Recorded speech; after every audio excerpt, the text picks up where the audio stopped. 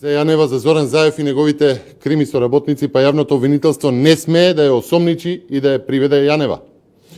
Колку се загазени во криминал и рекет Зоран Заев, втората дама на невладината, Ременски и останатите функционери на СДСМ кои што се фотографира и го поддржуваа Боки 13. Што уште треба да се случи за русковско обвинителството да влезе во СЈО на Катица Јанева и да изврши претрес? Да почнеме од последниот случај. Во СЈО се врши трајно бришење на компјутери со цел безбедно отстранување на евентуално зачуваните разговори. Ова значи дека со налог на Катица Јанева неповретно се избришани информации за сообраќајот кој, кога и што работел на тие машини, на тие компјутери. Дали со одложувањето на акцијата на русковско обвинителството се купува време за Катица Јанева да избрише докази или да влијае врз сведоци? Впрочем, дека нешто се прикриве, а за тоа русковско обвинителството молчи, доказ е и телефонот на Катица Јанева.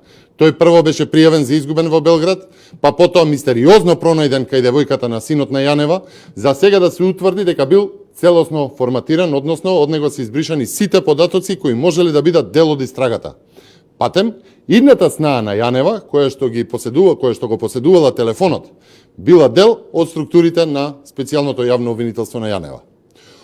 Очигледно дека не само што цело СЈО е ангажирано за бришење на трагите на вмешаност на Катица Јанева во рекет скандалот Октопод, туку гледаме дека и обвинителството на Русковска при очи не прават слепи и случајот од Петни Жили се обидуваат да го ограничат само на двајцата осомничени Бојан Јовановски, Боки 13 и Зоран Милевски, наречен Кичеец.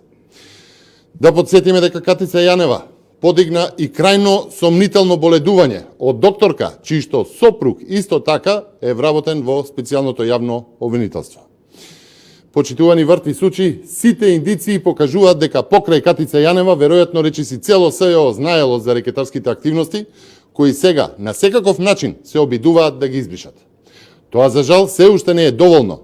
Русковско обвинителството да влезе во СЈО, да приведе осомничени и да заплени доказен материјал. Русковско обвинителството ја прави јавноста недоветна.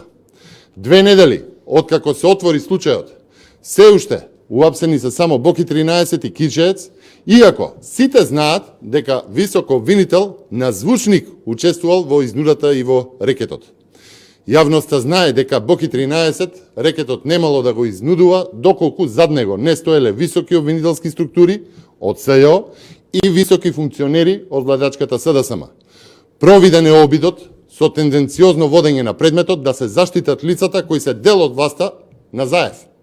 Доволно е само да се испита невладината организација на Боки 13 и да се влезе во СЈО и целата рекетарска мрежа ќе биде разоткриена.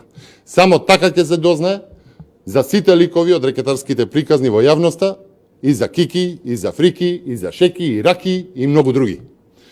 Но стравот на русковско обвинителството е веќе кристално јасен, дека ако професионално истражува, постои можност да утврди дека сите рекетарски патишта на крајот може да доведат до највисоко, односно до премиерот Зоран Заев. Ви благодарам.